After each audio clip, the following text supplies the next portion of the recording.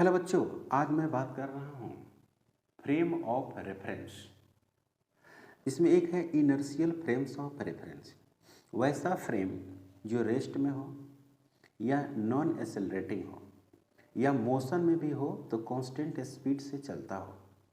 कहने का मतलब ये है कि उसमें नेट फोर्स क्या है, जीरो हो। जैसे कि अर्थ को हम लोग एक इनर्शियल फ्रेम मानते हैं क्योंकि अर्थ जो होता है वो कांस्टेंट स्पीड से मूव करता है, तो इसमें नेट फोर्स कितना हो जाता है, जीरो हो जाता है। और reference frame which is either at rest or in uniform motion along the straight line. A non-accelerating frame of reference is called inertial frame of reference. All the fundamental law of physics have been formulated in respect of inertial frame of reference. मतलब कि physics की जो हम लोग study करते हैं, जो basic बातें करते हैं, वो सभी के सभी हम लोग इनर्शियल फ्रेम में ही बात करते हैं। Non inertial frame of reference वैसा फ्रेम जिसमें एक्सेलरेशन हो। जैसे कि कार है, कार का स्पीड लगातार आप बढ़ा रहे हैं और उसमें आप फोर्स की बात करिए कार के अंदर, तो फोर्स की जो डायरेक्शन है वो बदल जाएगी। जो न्यूटन्स लॉ मोशन में आप पढ़े हैं कि अगर किसी बॉडी पर आप फोर्स लगाते हैं तो उसी के डायरेक्शन में फोर्स का डायरेक्शन होता है, मतलब कि इधर फोर्स लगाएंगे उधर ही क्या होगा, एक्सेलरेशन होगा। ऐसा आप पढ़ चुके हैं, ठीक है। लेकिन नॉन इनर्शियल फ्रेम में अगर आप चाहते हैं कि जिधर हम फोर्स लगाए उधर ही एक्सेलरेशन हो तो उस तरह की बातें नहीं होती हैं। तो लिखा हुआ कि an accelerating frame of reference is called non inertial frame of reference. Newton's laws of motion are not directly applicable in such frames. Before application we must add pseudo force. मतलब कि उसमें एक pseudo force की बात आ जाती है। बच्चों, अगर हम ऐसे बात करें कि ये एक कार्ट है और इस कार्ट का एक्सेलरेशन a है, इस पे अगर एक m मास का ब्लॉक अगर रखते हैं तो ये पीछे की तरफ गिर जाएगा। आपको पता है क्यों गिर जाएगा बच्चों? क्योंकि पीछे की तरफ एक फोर्स लगेगा। इस फोर्स को हम लोग क्या कहते हैं, स्यूडो फोर्स बोलते हैं। मतलब कहने का मतलब ये हुआ कि जिधर फ्रेम का एक्सेलरेशन होगा उसके अपोजिट में फोर्स लगेगा।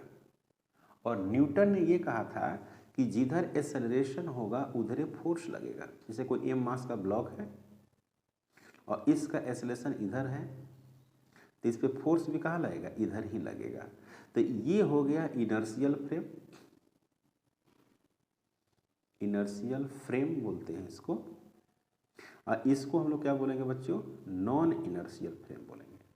नॉन इनर्शियल फ्रेम, इसमें कोई ज़्यादा सोचने की ज़रूरत नहीं है। वैसा फ्रेम जिसमें एक्सेलरेशन नहीं हो, जैसे कि ग्राउंड हम लोग मानते हैं, उसको बोलते हैं इनर्शियल फ्रेम। वैसा फ्रेम जिसमें एक्सेलरेशन हो उसको हम लोग बोलते हैं नॉन इनर्शियल फ्रेम। इसमें न्यूटन्स का सेकेंड नियम होल्ड नहीं होता है, क्योंकि न्यूटन का सेकेंड नियम ये कहता है कि जिधर एक्सेलरेशन होगा उधर ही फोर्स लगेगा। सही बोल रहे हैं बच्चों? जिधर एक्सेलरेशन होगा उधर ही फोर्स होगा। लेकिन इसमें कह रहा है कि जिधर एक्सेलरेशन फ्रेम का होगा उसके उल्टा में फोर्स होगा, तो न्यूटन के जो नियम है उसका ये विरोध कर रहा है। ठीक है ना, मतलब कि वैलिड नहीं हो रहा है। तो हम बात करते हैं स्यूडो फोर्स के बारे में थोड़ा सा कंसेप्ट में। A force on a body due to acceleration of non inertial frame is called fictitious or apparent या pseudo force and given by F बराबर minus m into a naught. Minus sign indicate ये कर रहा है कि जिधर acceleration होगा frame का उसके उल्टा में फोर्स लगेगा, जैसा कि मैं डायग्राम में आपको दिखाया था। Where a0 is acceleration of non inertial frame with respect to an inertial frame and m is the mass of the particles or body. The direction of pseudo force must be opposite to the direction of acceleration of non-inertial frame। काफ़ी अच्छी बात है और मैंने समझा दिया है।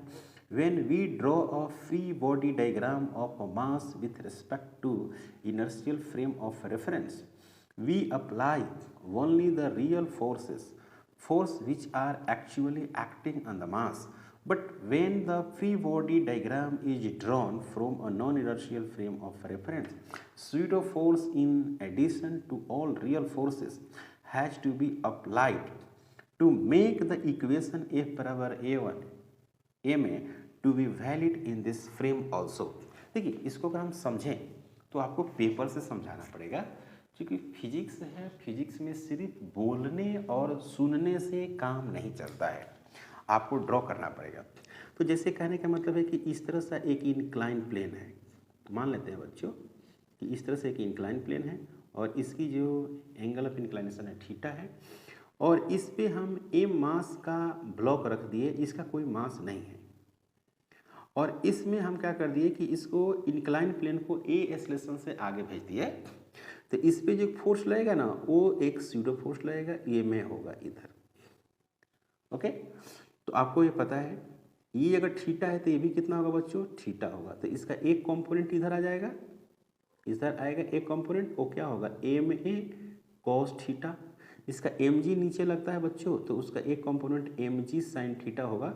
जब हम Newton's laws of motion crash course में पढ़ाएंगे तो वहाँ पर डिटेल में दिखाएंगे। अब ये क्या है, ये रेस्ट है, किसके, with respect to frame, frame के रेस्पेक्ट में ये रेस्ट में है ये ब्लॉक। तो क्या होगा कि एफ जो एक्स होगा वो जीरो होगा, नेट फोर्स इस पर जीरो होगा, चूंकि चल नहीं रहा है, ये नहीं चल रहा है, इसके रेस्पेक्ट पर रुका हुआ है। ग्राउंड के रेस्पेक्ट में तो ये चलता हुआ नजर आएगा। तो इधर हम मान लिए हैं एक्स एक्सिस, इधर मानते हैं वाई एक्सिस। बहुत ज़्यादा डिटेल में हम न्यूटन्स लॉज ऑफ मोशन में बताएंगे, यहाँ पर हम ज़्यादा नहीं बता सकते, क्योंकि हम यहाँ पर सिर्फ फार्मूला के बारे में रिकॉल कर रहे हैं। तो m g sine theta minus m a cos theta equal to zero. क्या लिखेंगे बच्चों, m g sine theta is equal to m a cos theta. तो एम से एम कैंसिल होगा, तो ए इक्वल टू जो होगा बच्चों जी साइन थीटा डिवाइडेड बटे कॉस थीटा। प्यारे बच्चों, a is equal to g tan theta. मतलब ये हुआ कि जो एंगल ऑफ जो इंक्लाइनेशन है उसका एक्सेलरेशन अगर जी टेन थीटा देते हैं तो ये ब्लॉक इस इंक्लाइन प्लेन के रेस्पेक्ट में रेस्ट में रहेगा। क्या आप इस बात से सहमत हैं? बिल्कुल, ये बात सही है। उसी तरह से मान लेते हैं कि एक कोई कार है और उस कार में इस तरह से एक बॉब हैंग किया हुआ है इस तरह से, और फिलहाल इसका कोई एक्सेलरेशन नहीं है, मतलब कि जीरो है, कांस्टेंट स्पीड से जा भी सकती है, तो ये ऐसी तरह से रहेगा। लेकिन जैसे ही इसमें एक्सेलरेशन आएगी, अगर आप इसमें एक्सेलरेशन दे देते हैं ए, तो आपको पता है ये किधर चला जाएगा, ये इस तरह से हो जाएगा ऐसे, और ये इधर आ जाएगा। इसका नाम है स्यूडो फोर्स एम ए।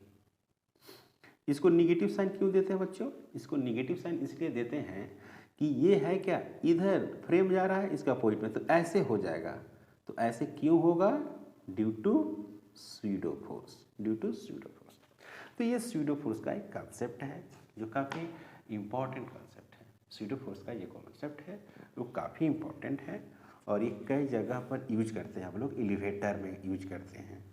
जैसे कि मैन इन लिफ्ट में अगर आता है, if the lift moving with constant velocity upwards or downwards, in this case there is no acceleration motion, hence no pseudo force experienced by the observer inside the lift.